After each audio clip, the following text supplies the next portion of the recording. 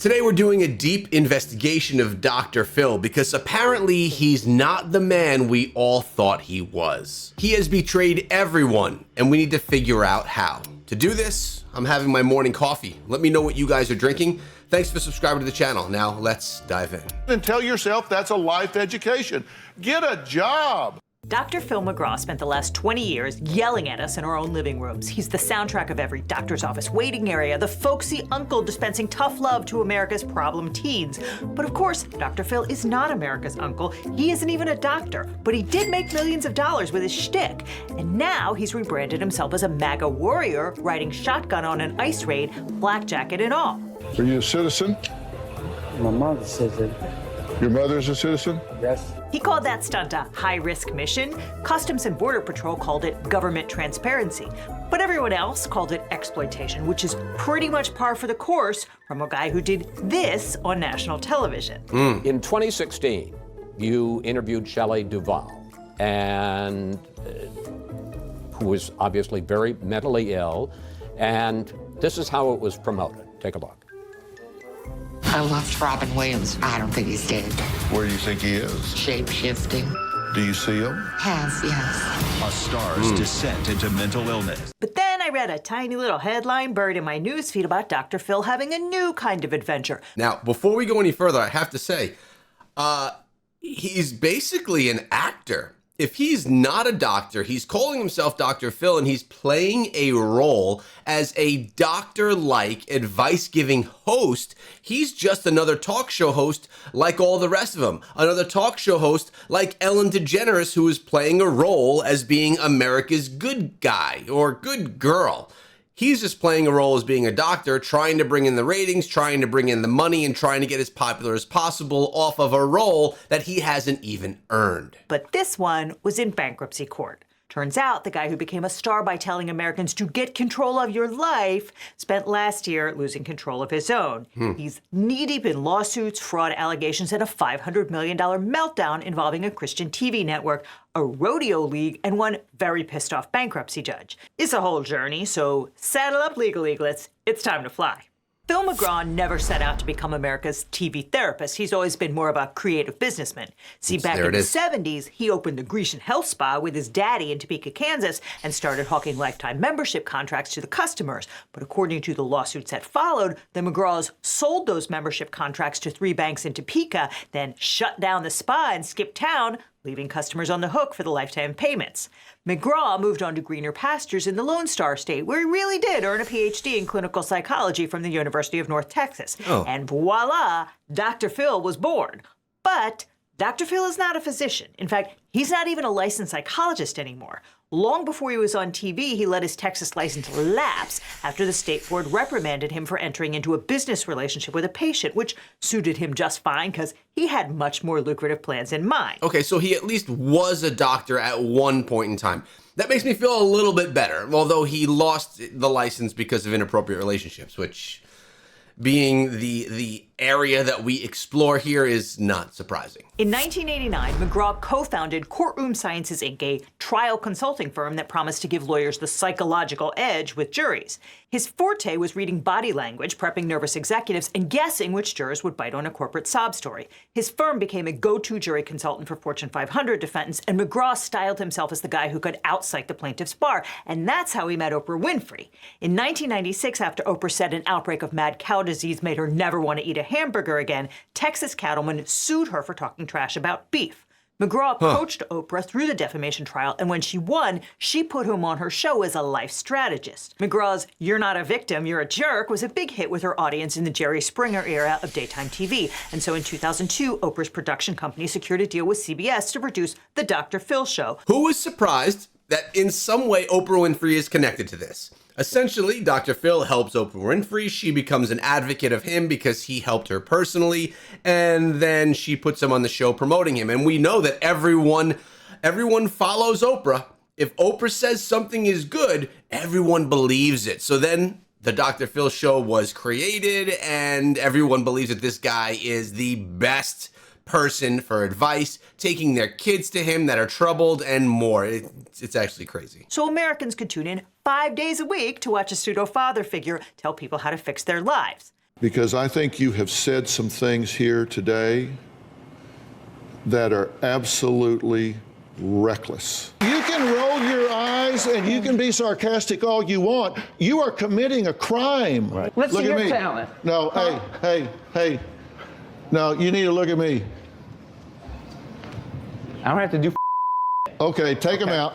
Dr. Phil's endorsement of so-called tough love parenting kicked off a craze for therapeutic ranches where out-of-control teens would get straightened out by being abused and humiliated for a few weeks in the middle of nowhere.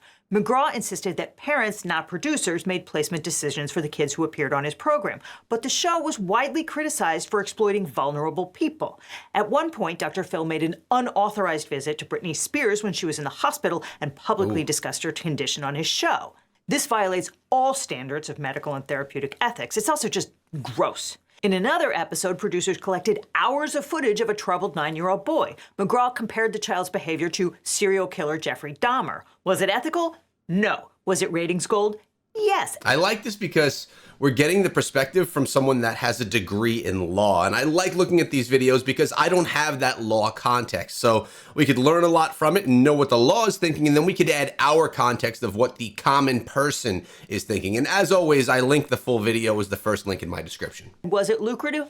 Oh, hell yes. But all gravy trains eventually break down. Americans got bored spending every afternoon watching a condescending bald guy yell at people on TV, and you can't pay the bills with captive audiences trapped in the doctor's waiting room. In 2022, the Dr. Phil show on CBS concluded its 21-year run. Wow. Dr. Phil would later claim that he'd resigned because of wokeism. In reality, it was probably Instagram and TikTok. 2022 was an absolute bloodbath for daytime television staples, losing eyeballs to social media platforms. And it wasn't just Dr. Phil who finally gave up the ghost. The Ellen DeGeneres Show, The Wendy Williams Show, Maury, Dr. Oz, as well as The Real all ended their runs that year. So Phil McGraw did what Phil McGraw does best in a tough situation, which is skedaddle back to Texas. And that's where he met up with the godly businessmen of the Christian media network Trinity Broadcasting. Trinity, or TBN, is the biggest religious television network in the world, and since part of Dr. Phil's public brand has been his strong Christian faith, it seemed like a match made in megachurch heaven. But Dr. Phil soon found himself in a fraud lawsuit hell of his own making. The negotiations between Dr. Phil and TBN are now the subject of multiple juicy fraud lawsuits. According to TBN, Dr. Phil approached the network and said he was quitting CBS because of woke censorship. Quote, "I don't want snot-nosed lawyers telling me what I can and can't say on TV." But TBN says that Dr. Phil and his business partner Phil McIntyre made numerous false representations about ad sales, audience loyalty, and projected cost savings of shooting in Texas instead of California. And most crucial of all, Dr. Phil allegedly told CBN that he owned the media library containing all his previously recorded programs, and the network he would create with TBN would have access to this 21-year media library at no additional cost. That's not how any of this works. Networks spend huge money to produce expensive shows, banking on some portion of them becoming big enough hits that they can syndicate and license the back library all over the world for decades. Networks are ruthless about ownership and control of the syndication rights. They're not going to just give that to the guy in front of the camera. Now, I don't know the exact terms of the deal between Dr. Phil and CBS when they were broadcasting his show, but we can safely assume he was in no position to offer TBN the broadcast rights to the back library of a hit CBS show, Agreed. let alone at, quote, no additional cost. In fact, there's only one host in the history of talk shows who's ever gotten meaningful ownership and control of the back library and syndication rights, and she got them at a time when network executives thought that daytime TV wasn't worth much. CBS sure wasn't going to make that mistake again, because the first time led to a whole new network that now competes with them. And in fact, in January of 2023, Deadline reported that CBS would offer stations library episodes of Dr. Phil for the 2023-2024 season and beyond. Maybe Dr. Phil thought up he could call up his old pal and just have her make that deal happen for him. I don't know. I'm not a psychologist, but I think I know what Dr. Phil would say if a guest told him that CBS was just gonna let him walk out the door with the entire back catalog in his pocket. So basically, this guy's a hustler, right? He's not a doctor. He doesn't care about giving advice. He had the opportunity to do a television show where he can make bank. He took that opportunity, branded himself as a doctor and the all-knowing that could help so many families. When that ended, he used his con man type tactics to try and re-spin up the show or a version of it in a Christian setting, which obviously had opportunity and a paycheck for him, and lied saying that they would then have his 21 seasons backlog as well, which they probably saw that as massive opportunity and value, which actually was fake. It wasn't there. He didn't own them. Are you delusional? Now, TBN should have known better, but they apparently believed that CBS was offering Dr. Phil $75 million a year to renew his contract, and if TBN didn't pay him $20 million immediately as a gesture of good faith, he was going to walk. Wow. And so that's what they did. On January 10th, 2023, TBN signed a letter of intent with Dr. Phil's company, Pietzke Productions, to form a new TV network with the placeholder name NewCo. TBN would own 70% of NewCo, and Pietzke would own 30%. It was a 10-year, $500 million plan that made TBN responsible for production costs, including constructing a studio and flying Dr. Phil around in a private plane. In turn, Pietzke would produce 160 new episodes of The Dr. Phil Show, each of them 90 minutes long, because 60 minutes of Dr. Phil yelling at people in their darkest hour just isn't enough. The party spent a year preparing to launch the television network, and yet they somehow failed to come up with a written contract, which is bad because it's clear that they were miles apart in their understanding of how this partnership was supposed to go. TBN seems to have expected the venture to be profitable in short order so they wouldn't have to front much cash, likely because of that sweet, sweet back library at no additional cost. Yeah. But Dr. Phil counters that TBN loaded the new network down with debt when it should have been footing all the bills. I have no idea who's right, but I do know that entering into a $500 million 10-year venture on the basis of a 5-page, vaguely worded agreement is a recipe for disaster. By February of 2024, Dr. Phil's and TBN's jointly owned company, NewCo, had rebranded itself to Merit Street Media and made this hype trailer for their biggest show. Oh boy.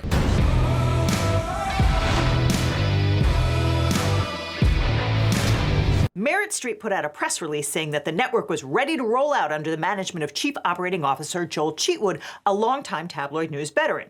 Cheatwood made his bones working with Jerry Springer, Nancy Grace, and Glenn Beck, and presumably knew how to package the slop that Dr. Phil was selling. I mean, honestly, from the clips that were shared of the Dr. Phil show, of the person moonwalking and then cursing at him on the stage, this is essentially a Jerry Springer show with a bit more guidance leading the show. Jerry Springer would just kind of bring on mayhem and let mayhem happen and bodyguards rip them off. Dr. Phil would bring on mayhem, try and offer some advice, let mayhem happen, and have his staff rip them off. So very similar type show, because people are tuning in, maybe not because of the prescriptions the doctor is ordering, but instead, maybe they're tuning in to see how delinquent other people actually are. Merit TV's offerings included news, reruns, and original programming by Nancy Grace and Steve Harvey, along with lots and lots of Dr. Phil.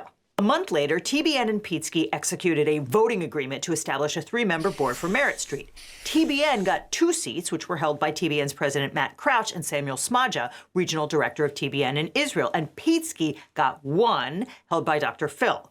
Why they didn't set up a board earlier is an interesting question, but it's clear that only a few months later, the relationship between Pietzke and TBN had totally broken down. TBN says that Dr. Phil did not produce any of the 160 episodes he committed to or do any work to attract advertisers.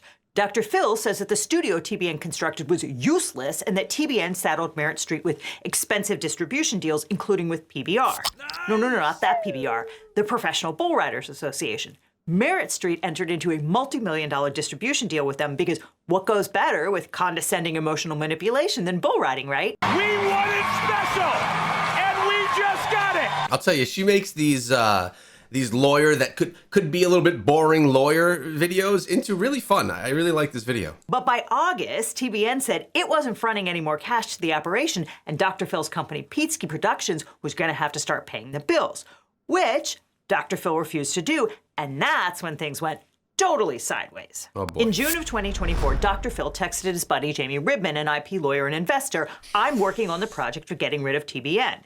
Stage 1 of this project was to convince TBN to give up their controlling majority share in the new venture. Remember, TBN owned 70% of Merit Street and Dr. Phil owned 30%.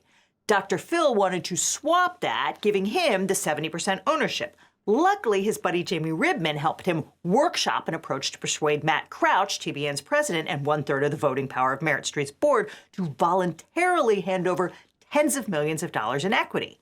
In a July 28 text caption, proposed messaging, Ribman advised Dr. Phil to emphasize how proud Crouch's parents would be of his accomplishments. He should say that the new proposed structure will allow TBN to focus on what it does well and will enable you to focus on what you are great at. His 30% will be far more valuable with you leading the network than his 70% under the current agreement. And then, according to TBN's fraud complaint, Dr. Phil told TBN he had friends and family just waiting in the wings to throw money at Merit Street as soon as they could see that Dr. Phil was the majority owner. Potential investors included basketball star Dirk Nowitzki, Dr. Phil's neighbor who he plays tennis with, Harlan Crow, the billionaire who subsidized conservative Supreme Court justices, and Darcy Ribman or Darcy Ribman's husband, i.e. Jamie Ribman. So basically what he's saying is, give me the 70%, take the 30%, and I have tons of people that are ready to throw money at the network, so you have to spend less up front to get things rolling. Manipulating the opportunity, trying to paint a golden picture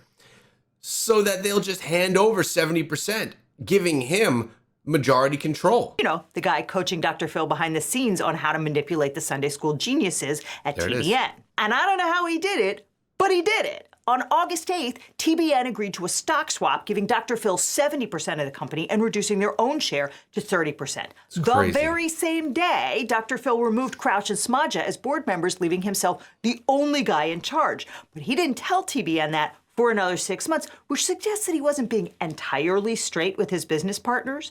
Nor does this email he sent to Merit Street's publicist saying, so glad to get these changes underway. These TBN folks are in over their heads and so judgmental, I just can't stand it. Be shaping a loud press release announcing in some way that I have made a gangster move and taken a majority ownership in MSM, diminishing TBN to a passive minority investor role. Dr. Phil, the original gangster. You could tell from that email that he was so excited that he was able to pull that off. He even put like that gangster emoji on there, which is showing he did something that he shouldn't have been able to do and he was proud of it. In September, after TBN stopped funding Merit Street, Dr. Phil ordered Merit to stop paying its vendors. He referred to this as 11th hour poker. The company stiffed a lot of creditors, including PBR, which eventually sued Merit Street for upwards of $100 million. But with Dr. Phil in the driver's seat, that promised wave of investor cash did not come rolling in. Apparently, Dirk Nowitzki and Harlan Crow found other investment opportunities. In fact, the only outside investor was Jamie Ribman, who cut a $5 million check in December. And remember those super valuable back library rights for his old CBS show? In February of 2025, Dr. Phil and his lawyers brokered a deal for Pietzke Productions, that's Dr. Phil's production company, to license all 21 seasons of his CBS show to Merit Street to broadcast on their network. According to the court filings, Phil McGraw represented that he had syndication rights, but the February press release from his lawyer says the decision to wind down the broadcast syndication agreement with Paramount Global and CBS only affects local TV stations that currently carry the program. Old episodes will still be available through a dedicated channel on Pluto TV, the streaming platform owned by Paramount CBS, and reruns will remain on OWN, a cable network owned by Warner Brothers Discovery. In May of 2025, Dr. Phil texted his business partner Phil McIntyre about partnering with another media conglomerate called MediaCo, which owns a suite of radio stations, streaming platforms, and television stations. You've heard that name. By June, Dr. Phil and MediaCo had the broad outlines of a deal, and court records show McIntyre asking ChatGPT to generate a name for the new company. In the event, they rejected Peoplix, Demexia, and Omnisphere in favor of Envoy. Between June 30th and July 3rd, Dr. Phil finally made his move and promptly landed in front of the most pissed-off bankruptcy judge I have ever seen. Oh, boy. On June 30th, Dr. Phil appointed attorney Gary Broadbent to the board of Merit Street and made him the chair of a newly created committee authorized to file for bankruptcy. The next day, July 1, he filed paperwork to incorporate Envoy Media Company in the state of Delaware. That day was filled with texts between Dr. Phil and all his regular crew, Cheatwood, McIntyre, Broadbent, and of course, Ribman. Now, keep in mind, we're talking about these happenings right now that she's speaking of happened in 2025. So only 1 year ago, as we're currently in July right now. So the time difference right here is not that long ago. This is fairly recent news and in present day of what Dr. Phil's up to. To whom he sent this message. Okay, I have been trying to get with you so you are up to speed. I am filing suit against TBN at 12:01 a.m., as in 3 hours from now. I am also filing Chapter 11 for Merit Street to wipe out all the shit TBN President Matt Crouch has burdened us with.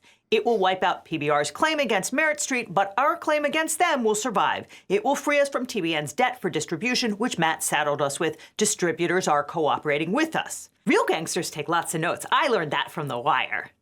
Is you taking notes on a criminal conspiracy? Two biggest assets are our claims against TBN and PBR. The biggest creditor is me. Second is Distributor Group, then you. We are immediately relaunching in a joint venture with MediaCo. Sound stages are under construction, as are all other elements we need. We will not go off the air for even 1 second, except where our distributors take us down when they can replace us. We are working to replace them as well. No adversarial blood there. Just want you to know we think we are free at last. Very happy. Wish we didn't have to do it, but it is time. No, seriously, dude, it's even got a name. The Stringer Bell. We'll just Google it. Important to me that you know your investment is 100% safe. Hope you will choose to go along and move it to New Deal, clean balance sheet. However, I am happy to reimburse you via wire transfer at a moment's notice, as I have previously indicated. I don't care about the agreement that protects with the library or what the court does. Our deal is between us, and I'm very grateful for it. I made a choice and will not allow you to be in an uncomfortable position for even a second. I just did not want you to be surprised in any fashion or think some court was going to impact your investment. Not happening. Well, it's a lot. Dr. Phil told Jamie Ripman that at midnight he was going to have Merit Street simultaneously sue TBN for fraud and file for bankruptcy. He hoped to wipe out all of Merit Street's creditors, including PBR, but still allow Merit Street to sue TBN and PBR for fraud. He said he was about to go live with a competing network airing virtually identical programming and taking over Merit Street's distribution contracts, meaning that Merit Street would effectively shut down as anything other than a vehicle to sue TBN and PBR. And he said that Ripman should not worry about the $5 million he'd invested in Merit Street because Dr. Phil would make him whole no matter what the court said. That's a lot of bad facts if you're in litigation over supposedly defrauding your business partner. As the sole board member of Merit Street, Dr. Phil owed the company what's called a fiduciary duty to act in its best interest. He was supposed to be on Merit Street's side, not working to siphon off its business for a competitor company, which is why Dr. Phil deleted that text. What we are seeing here is the copy of it he forwarded to McIntyre, along with Ripman's response saying, "Your challenges are mine, couldn't be more proud of what you are building." He's basically just, I mean, there's a lot of legal jargon and you know, details here of these conversations and what's actually going on. But essentially what he's doing is he's scamming one company against another, just trying to make out with the biggest bank and the biggest profit for himself. I don't know that he's even interested in putting a show together at this point in time. He's just trying to rob people. That text he forgot to delete. As promised, Dr. Phil sued TBN and filed for Chapter 11 bankruptcy in the early hours of July 2nd. On July 3rd, he fired all but 6 employees at Merit Street and hired almost all of them back at Envoy, after which everything hit the fan. Basically, everyone sued everyone, with TBN and PBR filing their own suits on the bankruptcy docket, and then a couple of Dr. Phil's buddies got themselves appointed as fiduciaries with ethical and legal obligations to do stuff that had the potential to harm his new business. Foreshadowing?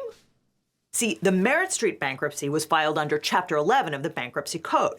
Chapter 11 is for companies that intend to shed their debts and reorganize so that they can emerge as a viable business. It's functionally a timeout that stops creditors from seizing the business's assets, but you cannot abuse the process. Remember, Alex Jones got kicked out of the bankruptcy court because he filed Chapter 11 motions to reorganize his business with no plan to actually reorganize. He just wanted to take advantage of the bankruptcy court to stiff the Sandy Hook parents so they couldn't collect on their judgment against him. Again, now, if this was a legitimate Chapter 11 filing, the goal would have been to reorganize Merit Street so it could go forward with a clean slate after having its debts wiped away. And now, I don't know what's in Dr. Phil's heart, but I do know what was in his texts. He said he was relaunching in a joint venture without TBN, taking over Merit Street's distribution networks, and suing his business partner. So one of the first things that happens in Chapter 11 is the U.S. bankruptcy trustee appoints a creditors committee to direct how the assets should be divvied up and who should get paid. That's sort of like a jury. So remember during that text where Dr. Phil said to Jamie Ripman, "The biggest creditor is me, second is Distributor Group, then you"? The committee consisted of PBR, a representative of the media distributors named Stephen Borden, and Darcy Ripman, the wife of Dr. Phil's best pal, Jamie Ripman. But PBR got kicked off the committee because it's in litigation against Merit Street, meaning that Darcy Ribman was in charge of deciding who got paid and who got wiped out, which seems like kind of a conflict of interest, right? Good thing Dr. Phil already told the Ribmans that their money was safe. Here's how bankruptcy judge Scott Everett described the Ribman issue in court. Thus, in the critical early stage of the case, the creditor that knew of Mr. McGraw's project to get rid of TBN, the creditor that provided the specific messaging for that project and praised that project, the creditor that knew of Mr. McGraw's desire to wipe out the PBR claim and cheered on that plan, the creditor that knew its claim was absolutely guaranteed by Mr. McGraw to get paid no matter what the court does, that creditor made it onto the committee, while the to-be-wiped-out creditor, PBR, was removed from the committee. But that wasn't the only conflict of interest. Remember how Dr. Phil appointed that lawyer Gary Broadbent to Merit's board and empowered him to file for bankruptcy? Broadbent was appointed Chief Restructuring Officer, or CRO, of Merit Street during the bankruptcy, so that meant he had 2 layers of fiduciary duty to Merit as CRO and a member of the board. But court records show that Broadbent was a key player in Envoy's effort to erect a competing business, even going so far as to strategize how to extract the IP from Merit Street. Here are texts from July 2nd and 3rd between Broadbent, Cheatwood, and Merit Street's CEO Ken Solomon. All 3 of those guys were still on the payroll at Merit Street. Cheatwood says they have a bit of a conundrum because they want to download Dr. Phil's content from Merit Street's servers and port it over to Envoy, but that can't happen until assets are auctioned since they are the property of MSM, correct? Solomon says they should grab the IP now and worry about the details later. And Broadbent responds, you guys are right, you can't move the assets out until after the auction. If there is one, it's probably smart to duplicate the backups in case TBN is engaged in more foul play. When Broadbent says we, he does not mean Merit Street, of which he's supposedly a member of the board and chief restructuring officer with an obligation to work in the company's best interest. This goes beyond Dr. Phil. There's a whole network of people that he's working with here that are making all of this sketchy work happen. He means Envoy, Dr. Phil's new company set up to duplicate Merit Street right down to the programming. And here are meeting minutes from the very next day where Solomon proposes that they start sending episodes immediately, and the Envoy launch team agrees that Merit Street needs to rehire an IT guy named Paul Sutherland immediately so that he'll be able to reclaim Dr. Phil's intellectual property. Those guys weren't looting Merit Street with the aim of protecting its continued viability as a going concern. They were stripping it for parts. Here's Broadbent getting asked on the witness stand how he came to be editing press releases for Envoy when he was supposed to be the CRO for Merit Street. Unfortunately, I find that Mr. Broadbent was simply doing Mr. McGraw's bidding for Envoy when he should have pushed back instead and kept his distance, such as Mr. Cheatwood creating staffing plans for Envoy while an officer of Merit Street, negotiating salaries for Envoy employees, setting up Envoy bank accounts, negotiating a Media Co. lease, and addressing Media Co. facility matters. Mr. Cheatwood's general testimony, including his proffered explanations, was not entirely credible. Near the end of July, somebody must have told Mr. Cheatwood to back off, at least publicly, the work for Envoy, as he noted in a July 28th text message. Quote, my dilemma is this. As a remaining officer of MSM, I've been advised not to do anything public to indicate an attachment to Envoy. That's about to change, but as yet hasn't. The thing that evidently was about to change was that Mr. Cheatwood and Mr. Solomon finally signed consulting agreements with Envoy on August 2nd, making their allegiance to Envoy public and official rather than secretive. To put it charitably, it wasn't the greatest business judgment for Merit Street officers Broadbent, Cheatwood, and Solomon to work for Envoy while simultaneously contesting allegations from TBN and PBR that the debtor's CRO and other officers are conflicted and attached to the hip to Mr. McGraw. And here's the judge saying exactly what he thinks about Solomon and Broadbent and Cheatwood's conduct here. Mr. Cheatwood's general testimony, including his proffered explanations, including that Merit Street wasn't harmed, was not entirely credible, as I lost count how many times he was impeached with his prior deposition testimony. If the judge says he lost count of the times you got impeached on the witness stand, he's not calling you an overachiever. Also, the cronies here are named Cheatwood and Broadbent. Who is scripting this thing, Charles Dickens? But this is a story about Dr. Phil, and Okay, I regret to inform you that Dr. Phil was a very boring witness. Sure, there were a couple moments of his signature self-righteousness. I'm trying to get the distributors to keep us I'm doing everything I can to keep Merritt Street on the air.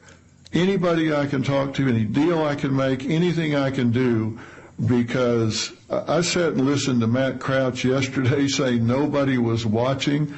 We had gone up 51 slots since launch, probably the biggest, most successful launch in a decade. We had millions of people watching. I don't know what he's talking about. So last thing I wanted to do was to sue TBN or to shut down Merritt Street. But his testimony largely consisted of him saying over and over again that he wasn't the one who declared bankruptcy. It was an independent decision made by Gary Broadbent, Merritt's chief restructuring officer, the one who was simultaneously discussing how to download Merritt Street's IP and editing press releases for Envoy. So between May of 2025 and filing this bankruptcy, you only communicated with Matt Crouch at TBN, right, sir? I think that's right. I may have had a text or something with Frank. You don't know how many times you communicated with Matt between May of 2025 and the time that the bankruptcy was filed, right, sir? I don't know. Did you tell Steve Harvey? You're speaking along here. I didn't share this information with TBN. I know you hate it when I say this. I did not make the decision to file bankruptcy. I capitulated to the decision when I agreed to provide DIP financing, but the decision to file bankruptcy was made by Gary Broadbent. That was punctuated by attorneys for TBN saying, well, what about this text where you said we filed Chapter 11, or this one where you say I filed Chapter 11, or hey, what about that text you sent to Jamie Ribman saying I am about to file for bankruptcy? That text disappeared from Dr. Phil's messages with Ribman, but a copy of it, which he forwarded to Phil McIntyre, did not. You have to wonder, after 21 successful seasons, profitable, big, making his pockets fat seasons when he was on TV as Dr. Phil, why have to go through all of this corruption and slimy business tactics to continue working when you've made your money? Take all of the money that you've made and invest it properly and you'll live a great life. I don't understand why. Now, it's one thing if another opportunity is there for him, it's easy, he could dive into it, he doesn't need to be slimy about it, but having to go through this level of cheating just to make money, it just seems so gross. Judge Everett described that as an act of intentional destruction of property of the estate and an overt effort to make records of the debtor inaccessible, done on purpose so that I, the judge, would not see it. And part of the reason he said that was because of all the stuff Dr. Phil did in August to avoid having to admit what he'd done. On August 14th, Judge Everett gave Pietzke a week to turn over all the texts and emails. Instead, Dr. Phil tried to dismiss the entire bankruptcy rather than cough them up. And by sheer coincidence, Merritt Street's lawyers also moved to withdraw from the case. Judge Everett said no, because there was a hearing scheduled for the next day, and you cannot leave a party unrepresented. And you know what? Let me not characterize that one. I'm going to let the judge handle that. That explanation struck me as odd at the time, since there wasn't a going concern business. The debtor fired nearly all its employees on the first day of the case. I was concerned that the debtor simply wanted to file bankruptcy somewhere else to try to get different rulings. Okay, so that's a lot. Let's review. Dr. Phil and the Christian broadcasters at TBN agreed to launch a new network called Merritt Street with an ownership split of 70-30. TBN agreed to fork over $500 million over 10 years for original programming by Dr. Phil and his pals, Steve Harvey and Nancy Grace. A year later, Dr. Phil persuaded TBN to give him an extra 40% of Merritt Street because he could only raise cash from friends and family if he had full control of the business. Immediately after that, he kicked TBN off the board without telling them. Immediately. The only money he brought in after promising to attract outside financing was $5 million from Jamie Ribman. He took no drastic measures to save the business and instead started negotiating with another media company to set up Envoy, a competing venture, and siphon off the content and employees from Merritt Street. Then Dr. Phil took Merritt Street into bankruptcy, putting his cronies in charge of Merritt and Envoy simultaneously while his buddy Jamie Ribman sat on the creditors committee, safe in the knowledge that he was going to get paid no matter what the court did. And then, when it was clear that Dr. Phil was going to have to turn over evidence that showed the bankruptcy was part of his plot to screw over TBN, he moved to dismiss the bankruptcy on the theory that it would be better for Merit Street's creditors. So essentially, he lies so that he can get full ownership or majority ownership of the company, does nothing that he says he's going to do, brings in none of the financing that he says he's going to be able to bring in, creates another company, and essentially is just cheating everyone along the way so that he can stuff his pockets. Better for Merit Street's creditors. It's like nailing Jell-O to the wall. So no, Judge Everett said no way.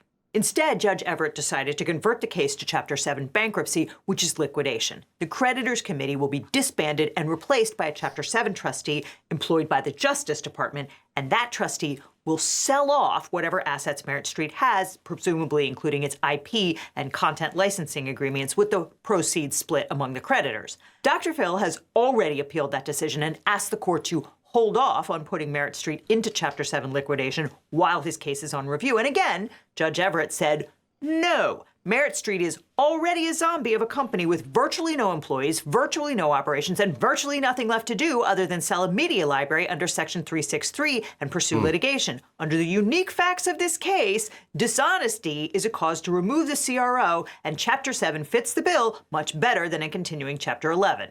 Thus endeth the saga of Merit Street Media. It's all over now, but the litigation. That's forever, but do not cry for Dr. Phil. He's going to be just fine, and so is Envoy Media. Of course. In October, he announced a deal with Spectrum, one of the largest cable and broadband providers in the country. Dr. Phil will still have to deal with bankruptcy litigation, but pretty soon, he'll be back in America's living room doing what he does best, yelling at vulnerable people and raking in the dough. So essentially, Dr. Phil is a con man, doing whatever he can do to be on television, to rake in the dollars, and screw over as many people as he possibly has to along the way to see his own success. How many of you are going to continue watching the Dr. Phil show? He's not a doctor. He's a con man. His advice is not even legitimate, and he is mean to people that come on his show and just tries to expose vulnerable people. Thanks for subscribing to the channel. Why don't you check out this one before you go, and I'll see you guys over there.